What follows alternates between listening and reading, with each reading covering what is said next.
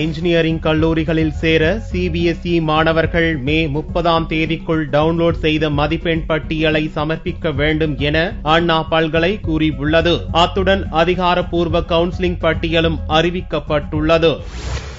2013-2014 கல்வியாண்டில் BE BTech படிப்பில் சேருவதற்கான விண்ணப்பங்களை சமர்ப்பிக்க மே 20ஆம் தேதி கடைசி நாள் என அண்ணா பல்கலைக்கழகம் அறிவித்துள்ளது. இந்நிலையில் பிளஸ் 2 தேர்வு முடிவுகள் மே 9ஆம் தேதி வெளிவந்தது.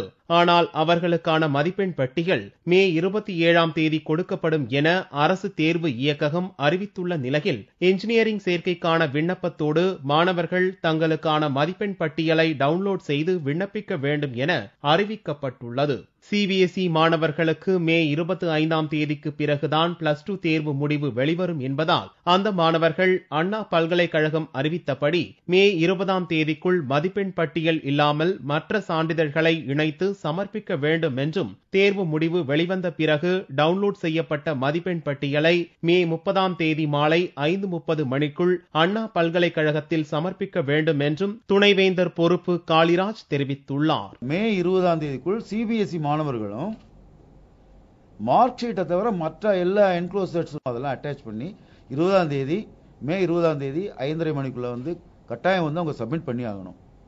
அடுத்து அவங்க ரிசல்ட்ஸ் வந்ததுக்கு அப்புறம் டவுன்லோடட் சிபிஎஸ்இ மார்க் ஷீட்டை 30ஆம் தேதி 5:30 மணிக்குள் ஈவினிங் 5:30 மணிக்குள் அண்ணா பல்கலைக்கழகத்திற்கு சேருமாறு பார்த்துக்கிடணும்.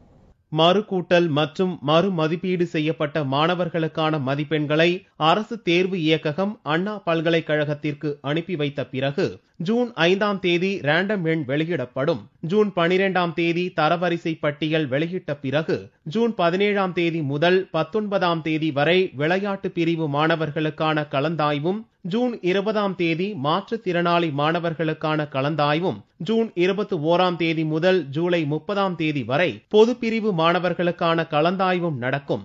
ஆகஸ்ட் 1ஆம் தேதி இன்ஜினியரிங் கல்லூரி வகுப்புகள் துவங்கும்.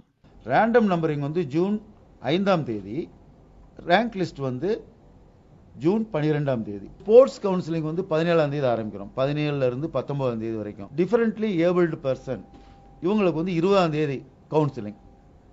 ரெகுலர் கவுன்சிலிங் ஜூன் 21ஆம் தேதியிலிருந்து ஜூலை 30ஆம் தேதி வரைக்கும். இந்த ஆண்டு தமிழகத்தில் 11 புதிய சுயநிதி என்ஜினியரிங் கல்லூரிகள் துவங்க இருப்பதால் 3000 கூடுதல் இடங்கள் ஒதுக்கப்படும் என்றும் காளிராஜ் தெரிவித்துள்ளார்.